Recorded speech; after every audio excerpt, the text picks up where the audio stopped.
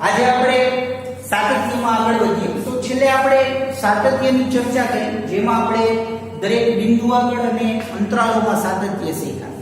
આજે આપણે આગળ પ્રશ્નોમાં જોઈએ તો દાખલા નંબર 14 થી 16 માં એક સામાન્ય પ્રશ્ન છે કે આપેલા વિધેયો માટે સાતત્યની ચર્ચા કરો. તો હવે આપણે સાતત્ય જાણીએ છીએ. સાતત્ય મેળવવા માટે વિધેયનો સમગ્ર પ્રદેશ ધ્યાનમાં લેવો જોઈએ અને સમગ્ર પ્રદેશ પર તેનું સાતત્ય નક્કી કરવું જોઈએ. તો અહીંયા આપણે વિધેયનો પ્રદેશ નક્કી કરી.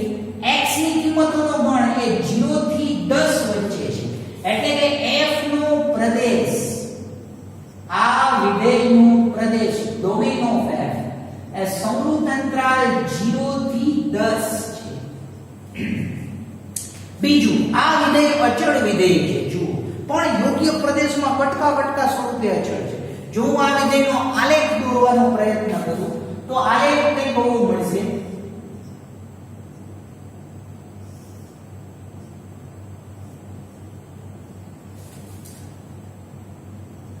એક, બે, ત્રણ, ચાર, પાંચ, છ, સાત, આઠ, 9 અને 10 આ રીતે આપણે નક્કી કરશું.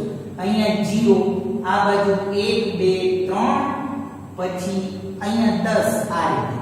આ બાજુ વિધેયની કિંમતોનો ગણ લઈએ 1, 2, 3, 4 અને 5. મિત્રો આપણે આલેખ પરથી પણ સાતત્ય સમજી ગયા છીએ.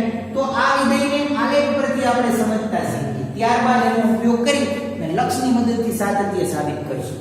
તો સૌથી પહેલા 0 થી 1 ની વચ્ચે જો પ્રદેશ 0 થી, એટલે કે x ની કિંમતોનો ગણ આ લેવામાં, વિધેયનો પ્રદેશ આ છે, આ કિંમતોનો ગણ એ fx ની કિંમતોનો ગણ થશે, એટલે કે વિધેયનો વિસ્તાર દર્શાવે છે. આપણે જાણીએ તો 0 થી 1 વચ્ચે આ તમામ કિંમતો માટે વિધેયનું મૂલ્ય 3 છે, એટલે કે 0 આગળ એનું મૂલ્ય 3, અહીંયા 4 અને અહીંયા 5. આપણે આ રીતે લઈએ તો 0 થી 1 વચ્ચે વિધેયનું મૂલ્ય 3 છે. 0 આગળ એ 3, 1 આગળ એ 3 આપણે જાણીએ છીએ, અને 0 થી 1 વચ્ચેની તમામ કિંમતો આગળ 3. એટલે આ રીતે તમે વિધેયનો આલેખ દોરી શકો. પછી 1 કરતા મોટી કિંમત લઈએ તો જવાબ 4 છે, એટલે કે 1 આગળ 4 નથી. તો માટે અહીંયા આપણે પૂરું વર્તુળ કરશું. 1 થી 3 વચ્ચે વિધેયની કિંમત 4 રહેશે. 3 લેતા જો તમે 3 લ્યો તો વિધેયની કિંમત 4 નથી, સીધી 5 થશે. એટલે 3 આગળ વિધેયની કિંમત 5 છે. તો કંઈક આ પ્રકારનો વિધેયનો આલેખ જોવા મળશે. 3 થી 10 વચ્ચેની તમામ કિંમતો આગળ વિધેયનું મૂલ્ય 5 છે, અને 10 લેતા પણ વિધેયનું મૂલ્ય 5 છે. તો મિત્રો આ વિધેયનો આલેખ કંઈક આવો જોવા મળે છે. આ આલેખ પરથી આપણે સાતત્ય સમજીએ તો પ્રદેશ ઉપર ચાલ્યા જવાનું, અને જે બિંદુએ આલેખ બ્રેક થાય એ બિંદુએ વિધેય સતત નથી એવું કહી શકાય. તો હું આ વિધેયના આલેખ પર ચાલતો જાઉં, આના ઉપર હું મંડું ગતિ કરવા ફિઝિક્સની ભાષામાં, તો હું ગતિ કરવા મંડું તો 1 આગળ આલેખ તૂટે છે. એવી જ રીતે આગળ ચાલ્યા કરું તો 3 આગળ આલેખ તૂટે છે. એનો અર્થ શું થયો? 1 આગળ અસતત છે અને 3 આગળ પણ વિધેય અસતત. 3 ની ડાબી બાજુ અને જમણી બાજુ આલેખ અલગ અલગ થઈ જાય, એટલે કે આલેખ બ્રેક થાય છે. તો આ બ્રેક થતા બિંદુઓ આગળ વિધેય અસતત છે, આવું સરળતાથી કહી શકાય. એનો અર્થ એવો થયો કે સમગ્ર પ્રદેશમાં 0 થી 1 વચ્ચે વિધેય અચળ છે, 1 થી 3 વચ્ચે અચળ છે, 3 થી 10 વચ્ચે અચળ છે. એટલે હું આવું કહી શકું, f એ વિવૃત અંતરાલ 0 થી 1 માં, ત્યારબાદ વિવૃત અંતરાલ 1 થી 3 માં, અને 3 થી 10 માં આ વિધેય જ અચળ છે. અચળ છે, અને અચળ વિધેય સતત હોય તો જે સતત છે. તો હવે માત્ર 2 બિંદુઓ બાકી રહી. તો આલેખ પરથી જોઈ શકાય કે તમે 1 આગળ, એટલે કે x બરાબર 1 આગળ એના બંને લક્ષ જુઓ તો x બરાબર 1 આગળ આપણે એવું કહી શકીએ limit x tends two 1 from left fx, એટલે કે 1 ની ડાબી બાજુનું લક્ષ, વિધેયના મૂલ્ય પરથી પણ ખ્યાલ આવી જાય, 1 ની ડાબી બાજુનું લક્ષ 3 અને limit x tends two 1 from right fx એટલે કે 1 ની જમણી બાજુનું લક્ષ જે 4 છે એટલે કે 1 આગળ વિધેયના લક્ષનું અસ્તિત્વ નથી તથા આવું જ 3 આગળ બને છે x બરાબર 3 આગળ લિમિટ x ટેન્ડ્સ ટુ 3 ની ડાબી બાજુનું લક્ષ fx એટલે કે 3 ની ડાબી બાજુનું લક્ષ એ 4 છે અને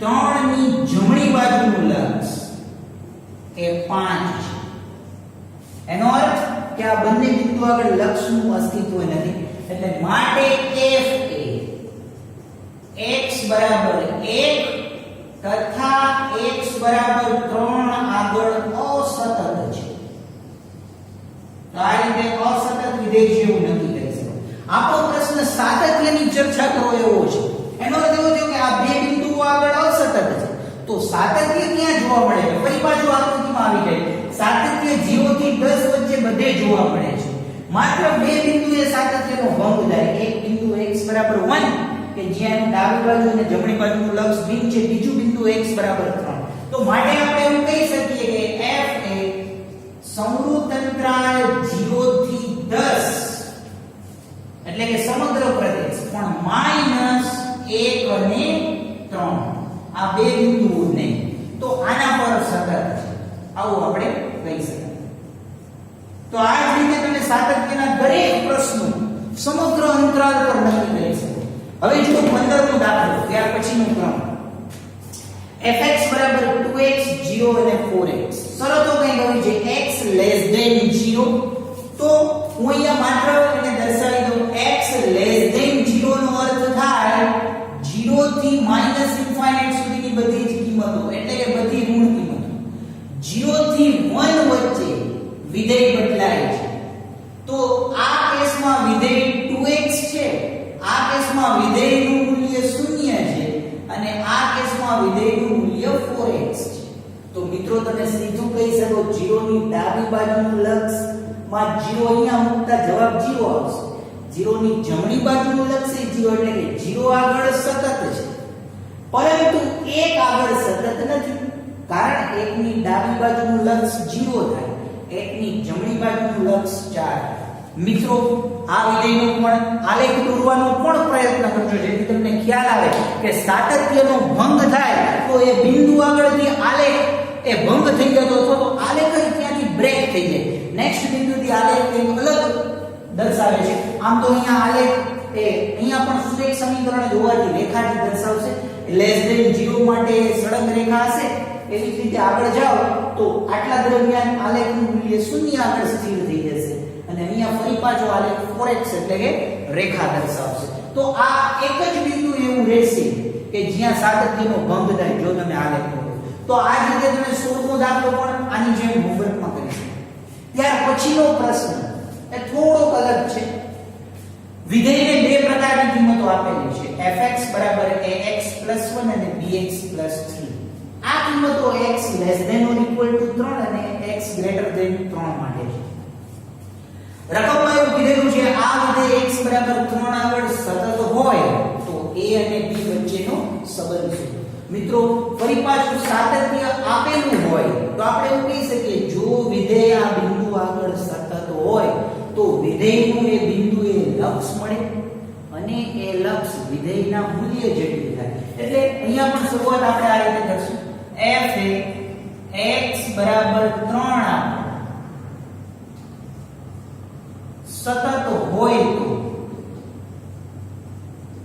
limit x tends two 3fx મળે અથવા તો આનું લક્ષ f3 જેટલું જ થાય હવે f of 3 એ અહીંયા તમે મૂકો તો 3a + 1 x 3 જ્યારે આ કિંમત 3 ની ડાબી બાજુનું લક્ષ દર્શાવે છે આ કિંમત 3 ની જમણી બાજુનું લક્ષ તો હું એવું કહી શકું ને જો વિધેયનું લક્ષ મળે તો 3 ની ડાબી બાજુનું લક્ષ અને 3 ની જમણી બાજુનું લક્ષ પણ સમાન જોવા મળે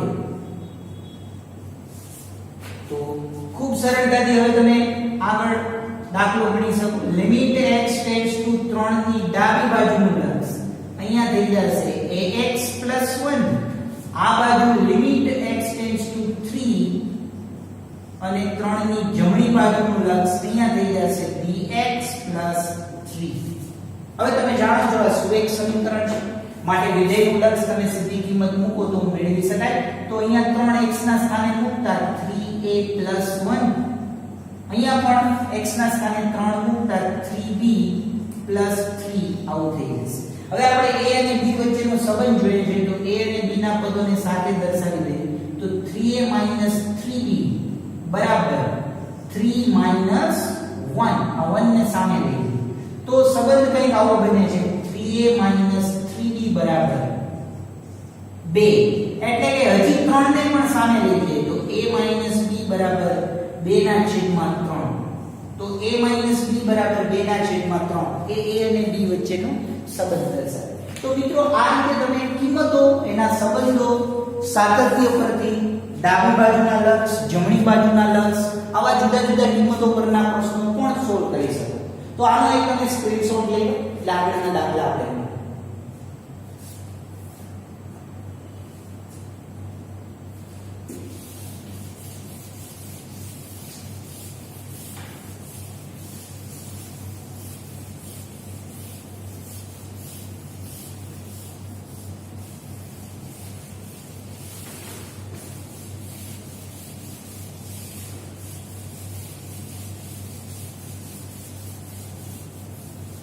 તો મિત્રો હવે આગળ વધીએ. ત્યાર પછીનો પ્રશ્ન પણ થોડો આ જ પ્રકારનો છે.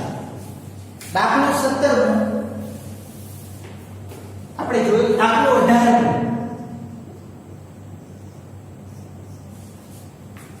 લેમ્ડાના કયા મૂલ્ય માટે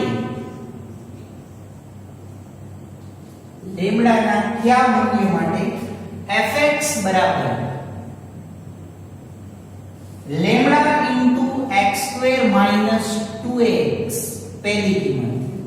બીજી કિંમત છે 4x + 1 x <= 0 x greater than 0. આ વિધેય x બરાબર 0 આગળ સતત છે. એટલે કે લેમ્ડાના કયા મૂલ્ય માટે આ વિધેય એ x બરાબર 0 આગળ સતત છે. x બરાબર 1 આગળ સતત છે અથવા તો x બરાબર 1 આગળ સાતત્ય ચરજો એવો પણ પ્રશ્ન પૂછી શકે છે.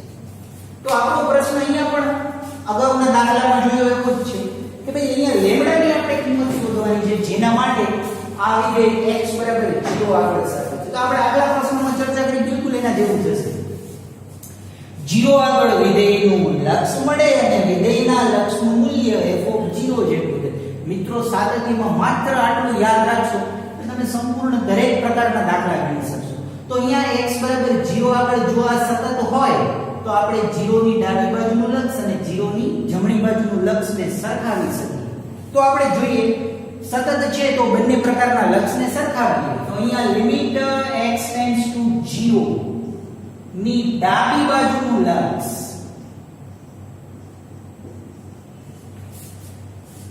એના બરાબર થઈ જશે લિમિટ x → 0 ની ડાબી બાજુનું લક્ષ લેમ્ડા * x² - 2x.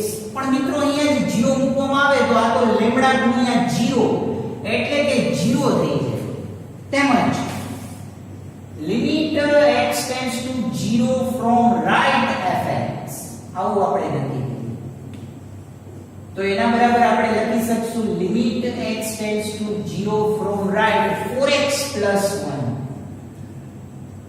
તો તમે અહીંયા પણ 0 મૂકી દો તો 0 + 1 બરાબર 1.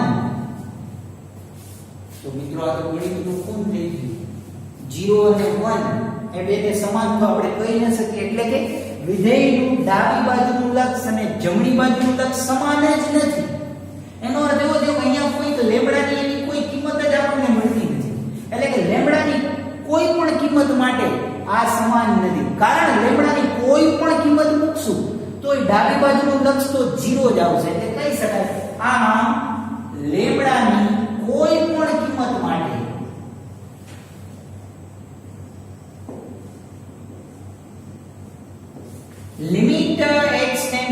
0 ની ડાબી બાજુનું લક્ષ fx અને જમણી બાજુનું લક્ષ fx એ અસમાન જ રહેશે. એનો અર્થ એવો છે કે માટે લેમ્ડાની એક પણ કિંમત ન હોય. તો x બરાબર 0 આગળ કિંમત મેળવવા જોઈએ તો એક પણ કિંમત ન મળે, જેના માટે f એ x બરાબર 0 આગળ સતત બને. તો આ રીતે તમે આ પ્રશ્નનો જવાબ લખી શકો. ત્યાર પછીનો આપણો પ્રશ્ન છે કે x બરાબર 1 આગળ સાતત્ય કઈ રીતે ચકાસી શકાય? તો મિત્રો અહીંયા તો સીધી ચોખવટ કરી દીધેલી છે કે x બરાબર 1 આગળ વિધેય સુરેખ જ છે, કારણ કે શરતમાં x greater than 0 આપેલું છે. એટલે હું એમ કહી શકું x બરાબર 1 આગળ fx બરાબર માત્ર એક જ કિંમત મળે છે 4x 1, જે સુરેખ વિધેય છે. અને સુરેખ વિધેય હોય તો તમે લક્ષ સીધું મેળવી શકો, અને માટે આપણે એવું કહી શકીએ limit x tends two 1 fx એ f1 જ મળે.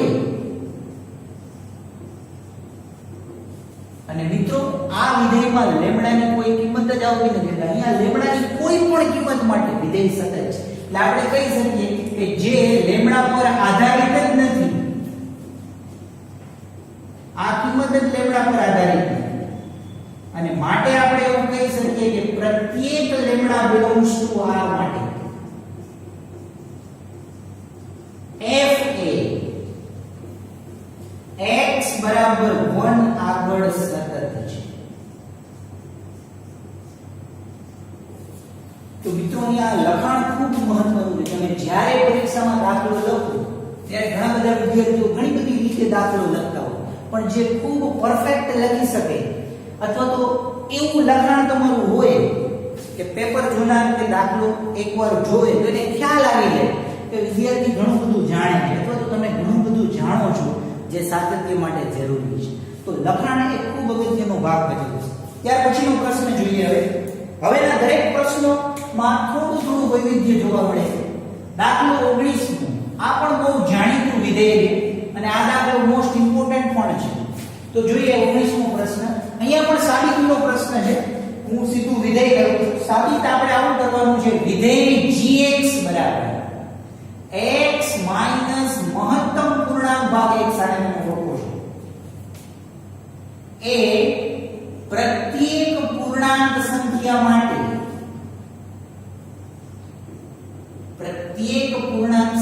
માટે અસતત છે તેમ સાબિત કરો. અસતત છે તેમ સાબિત કરી.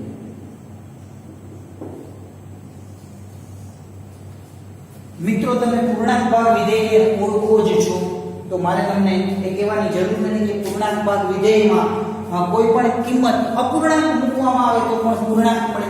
તમને ખ્યાલ છે આ વિધેયનો વિસ્તાર પણ z જ થાય. હવે સાબિત આપણે પાછું એવું જ કરવાનું છે કે આ સમગ્ર વિધેય x મહત્તમ પૂર્ણાંક ભાગ x એ પ્રત્યેક પૂર્ણાંક માટે અસતત છે.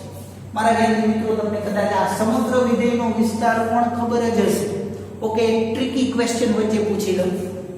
આ વિધેયનો વિસ્તાર શું થાય એ તમારે તમારી રીતે મેળવવાનો છે. આપણે 11મા ધોરણમાં આ વિધેયનો વિસ્તાર ભણી ગયા. મારે પૂર્ણાંક ભાગ x નો વિસ્તાર નથી જોતો, એ તો z જ થાય. x મહત્તમ પૂર્ણાંક ભાગ x નો વિસ્તાર શું થાય એ તમારું હોમવર્ક છે. આપણો પ્રશ્ન એમ છે કે આ વિધેય એ પ્રત્યેક પૂર્ણાંક માટે અસતત છે. તો આપણે જોઈએ. ધારો કે હું કોઈ a belongs to z કોઈ પૂર્ણાંક સંખ્યા લઈ લઉં. આવી કોઈ પૂર્ણાંક સંખ્યા લઈ લઉં અને હવે આ પૂર્ણાંક સંખ્યા આગળ વિધેયનું લક્ષ મેળવવાનો પ્રયત્ન કરીએ. તો મિત્રો પૂર્ણાંક સંખ્યાને હું સંખ્યા રેખા પર ગમે ત્યાં દર્શાવી શકું. ધારો કે a ને હું અહીંયા ક્યાંક દર્શાવું છું. a પૂર્ણાંક સંખ્યા છે. તો a ની ડાબી બાજુ અને જમણી બાજુનું મારે લક્ષ જોતું હોય તો લક્ષની વ્યાખ્યા મુજબ અહીંયા કોઈ ડેલ્ટા ગ્રેટર ધેન 0 રાખું તો અહીંયા a માઈનસ ડેલ્ટા, અને અહીંયા પણ ડેલ્ટા ગ્રેટર ધેન 0 રાખું તો અહીંયા a પ્લસ ડેલ્ટા. આવો એક અંતરાલ રચાશે, વિવૃત અંતરાલ, જેના આધારે આપણે a ની ડાબી બાજુનું લક્ષ જોતું હોય તો તો x ની કિંમતો આની વચ્ચે લેશું અને એની જમણી બાજુનું લક્ષ લેતું હોય તો આની કિંમતો a કરતા સહેજ મોટી અને a ડેલ્ટા a થી a ડેલ્ટા વચ્ચે લેશું. હવે આપણે x બરાબર a આગળનું ડાબી બાજુ અને જમણી બાજુનું લક્ષ મેળવવાનો પ્રયત્ન કરીએ. તો x બરાબર a આવે limit x tends two a ની ડાબી બાજુનું લક્ષ fx. તો વિધેયની ડાબી બાજુનું લક્ષ મેળવીએ એ થઈ જશે limit x tends two a ની ડાબી બાજુ અને અહીંયા મારે લખવું પડશે x માઈનસ મહત્તમ પૂર્ણાંક ભાગ x. હવે અહીંયા લીધેલો x એ a ની ડાબી બાજુનો છે મિત્રો, એટલે ધ્યાન રાખજો અહીંયા હું એક પરિણામ દર્શાવી દઉં જ્યાં x tends two a minus હોવાથી આપણે એવું કહી શકીએ કે x ની કિંમત એ a માઈનસ ડેલ્ટા થી a ની વચ્ચે છે. આપણે એવું કહી શકીએ એટલે કે a કરતા નાની કિંમત લેવી પડશે, a થી નાની પૂર્ણાંક સંખ્યા આવશે એટલે હું એમ કહી શકું ને પૂર્ણાંક ભાગ x બરાબર a માઈનસ 1. મિત્રો તમને ખ્યાલ હોવો જોઈએ કે હું a કરતા સહેજ નાની કિંમત મૂકું તો એનો પૂર્ણાંક ભાગ એ a કરતા એક ઓછી પૂર્ણાંક સંખ્યા આવશે. ફોર એક્ઝામ્પલ a 5 હોય ધારો કે, તો મારે આમ લખવું જોઈએ 5 minus delta less than x less than 5. હવે હું x નો પૂર્ણાંક ભાગ મૂકું તો એ 5 કરતા નાની તમામ પૂર્ણાંક સંખ્યામાં મોટી પૂર્ણાંક સંખ્યા જે વ્યાખ્યા મુજબ 4 થશે એટલે કે 5 માઈનસ 1 4. તો હું આ લક્ષ મેળવું ત્યારે મારે અહીંયા લખવું પડશે limit x tends two a ની ડાબી બાજુનું લક્ષ અને હવે આની હું કિંમત મૂકી દઈશ તો હું સીધી આમ તો કિંમત જ મૂકી દઉં તો અહીંયા મારે લખવું પડે a માઈનસ, તો લક્ષ લખવાની હવે જરૂર નથી, સીધું લક્ષ આપણે મૂકી દઈએ તો આના બરાબર થઈ જશે a x બરાબર a માઈનસ 1. a કેન્સલ થતા આ લક્ષ 1 મળે. હવે આપણે જમણી બાજુનું લક્ષ જોઈએ તો limit x tends two a ની જમણી બાજુનું લક્ષ fx. a ની જમણી બાજુનું લક્ષ મેળવીએ તો limit x tends two a ની જમણી બાજુનું લક્ષ x માઈનસ મહત્તમ પૂર્ણાંક ભાગ x એટલે કે limit x tends two a ની જમણી બાજુનું લક્ષ બંનેને લાગે x ને અલગ લક્ષ આપીએ લક્ષનું કાર્ય નિયમ અને એવી રીતે મહત્તમ પૂર્ણાંક ભાગ x ને પણ લક્ષ આપીએ. હવે મિત્રો અહીંયા તમે a ની જમણી બાજુનું લક્ષ મેળવશો તો હું આ લક્ષ હોવાથી આપણે એવું કહી શકીએ ને x ની કિંમત a થી મોટી રહેશે પણ a ડેલ્ટા કરતા નાની રહેશે ને હવે આનું મહત્તમ પૂર્ણાંક ભાગ x વિચારો તો એ a જ થાય અને માટે a અહીંયા મૂકતા a માઈનસ a બરાબર 0. મિત્રો ચોખવટ સાથે કહી શકાય કે બંને લક્ષ સમાન નથી અને માટે limit x tends two a fx નું અસ્તિત્વ નથી. અહીંયા આમ તો વિધેય gx સ્વરૂપે છે મિત્રો, તો limit x tends two a gx નું અસ્તિત્વ નથી અને આના પરથી આપણે કહી શકાય કે વિધેય અસતત છે માટે g એ પ્રત્યેક a belongs to z માટે હું ટૂંકમાં લખું છું પ્રત્યેક a belongs to z માટે અસતત છે. તો આ રીતે મિત્રો સાતત્યની ચર્ચા કરી શકાય. અચ્છા, આવા ઘણા બધા વિધેયો છે જે આપણે 11મા ધોરણમાં ભણી જેમ મહત્તમ પૂર્ણાંક ભાગ છે એમ ન્યૂનતમ પૂર્ણાંક ભાગ વિધેય પણ આપણે શીખી. ત્યાર પછી ચિહ્ન વિધેય, માનાંક વિધેય, અચળ વિધેય, સંયોજિત વિધેય, ત્રિકોણમિતીય વિધેય, લઘુગણકીય વિધેય, ઘાતાંકીય વિધેય, દરેક વિધેયોના સાતત્યની આ જ રીતે તમે ચર્ચા કરી શકો. તો આનો પણ એક સ્ક્રીનશોટ લઈ લે એટલે આપણે આગળ વધીએ.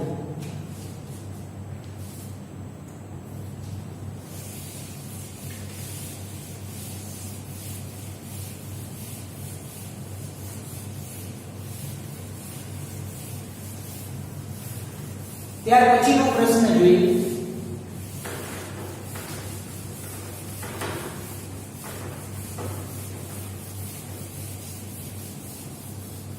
દાખલો 20 fx બરાબર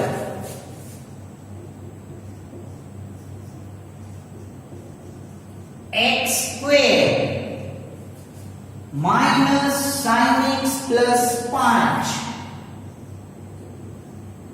આવું એક વિધેય છે. એ વિધેય x બરાબર પાઈ આગળ સતત છે? પ્રશ્નાર્થ છે.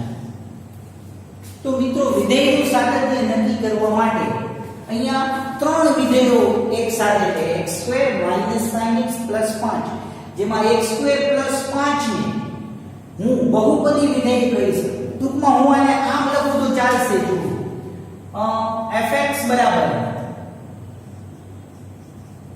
x² 5 માઈનસ sin x આને આમ લખી નાખીએ માઈનસ sin x લેતા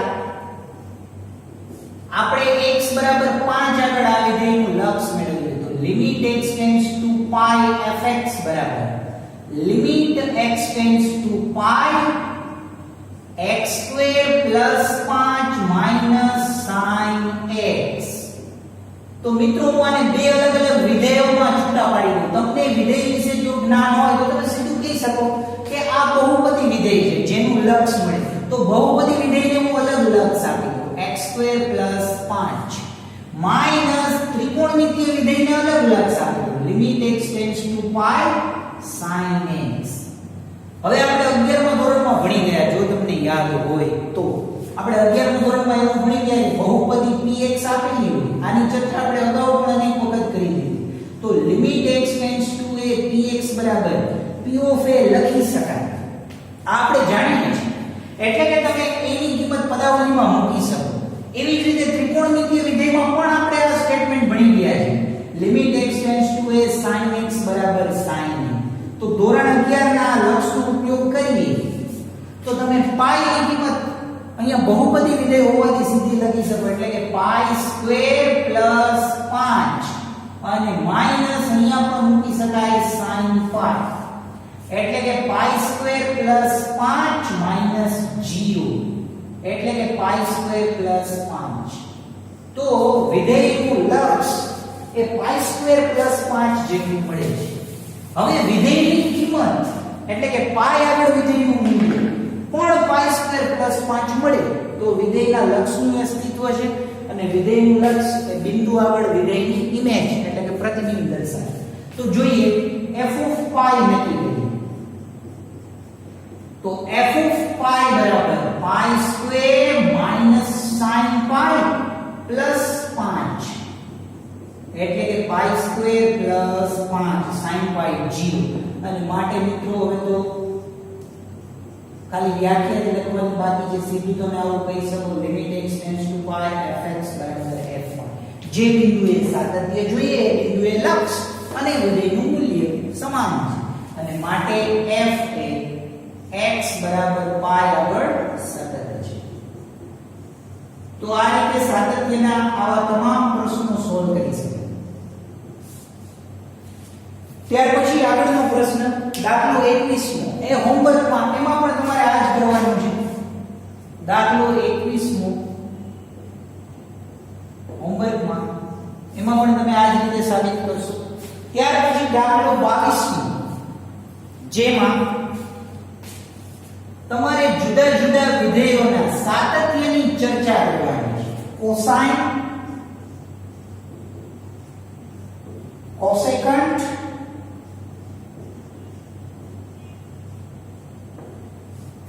સેકન્ટ એટલે કે સેક વિધેય અને કોટેન્જન્ટ.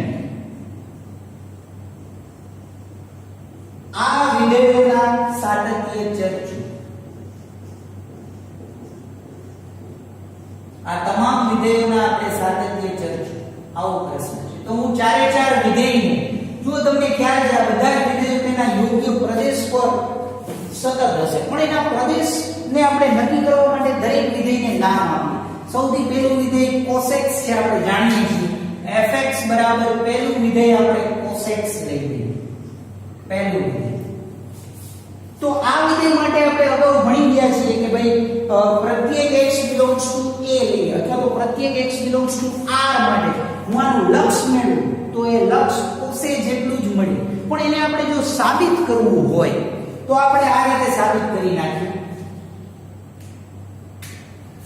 તો પ્રત્યેક a belongs to R માટે આપણે limit x tends two a fx એવું આપણે નક્કી કર્યું. તો આને હું આવું કહી શકું, limit x tends two a cos x.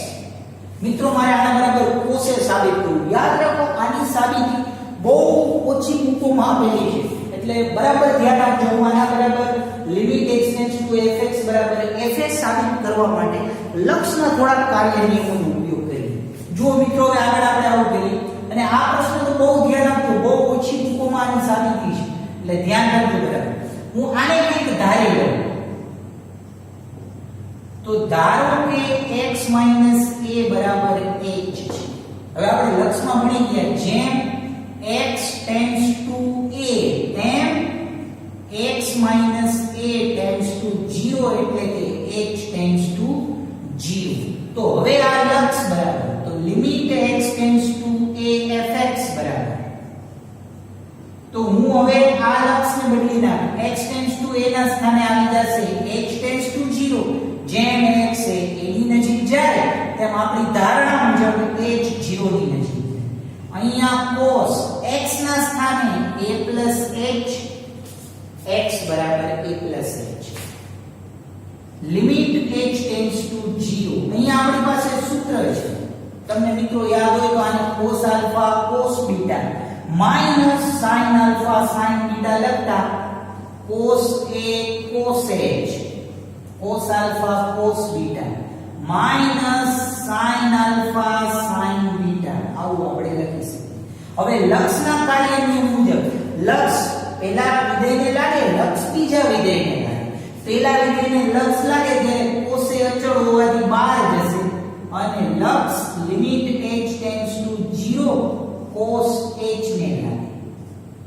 Minus આમાંથી પણ sin એ બહાર જશે, અને આને લક્ષ લાગે limit h tends to 0 sin h. તો મિત્રો આ થઈ ગયું cos a ગુણ્યા 1, અને માઈનસ આ થઈ ગયું sin a ગુણ્યા 0, એટલે કે માત્ર cos a. તો આ થઈ ગયું સાબિત. f a મૂકો તો આ પણ cos a જ થશે, અને માટે આપણે એવું કહી શકીએ ને કે પ્રત્યેક x belongs to R લેતા આ વિધેય સમગ્ર પ્રદેશ R પર સતત છે. તો માટે કોસાઇન વિધેય, આ જ રીતે તમે મિત્રો સાઇન વિધેયનું સાતત્ય પણ જાતે ચેક કરજો. તો માટે આપણે એવું કહી શકીએ કે cos x એ પ્રત્યેક x belongs to R માટે સતત વિધેય છે. આપણે આવું સ્ટેટમેન્ટ આપી શકીએ. તો આ રીતે તમે પહેલા વિધેયની સાબિતી આપી શકો. ત્યાર પછી બીજું વિધેય એ કોસેકન્ટ. તો મિત્રો એ હવે તમે હોમવર્કમાં કરશો, કારણ કે તમે જાણો છો sin x વિધેય સતત છે. તો sin x વિધેય પ્રત્યેક x belongs to R માટે સતત હોય તો આમ તો એ આપણે જોઈએ. સેકન્ડ વિધેય પછી તમે જાણો, બીજું વિધેયને હું gx નામ આપી દઉં. તો gx બરાબર cosec x આપણે લઈએ. તો સૌથી પહેલા તો હું આ વિધેયનું સાદુરૂપ આપું. તો gx બરાબર cosec x વિધેયને આપણે લખશું 1 sin x. તો આપણે સાતત્યનો ગુણધર્મ મિત્રો ભણી ગયા. ભાગાકારનું વિધેય હોય તો આપણે જાણીએ કે છેદનું મૂલ્ય શૂન્ય ન હોવું જોઈએ. તો આપણે એવું કહી શકીએ ને કે 1 અચળ વિધેય છે, એ હંમેશા સતત હોય. તો આપણે કહી શકીએ આના બરાબર આપણે hx ના છેદમાં sin x લઈએ, અથવા તો સીધું આને કહી શકીએ જ્યાં 1 અચળ વિધેય છે, અચળ વિધેય છે. તો માટે sin x not equal to 0 લેતા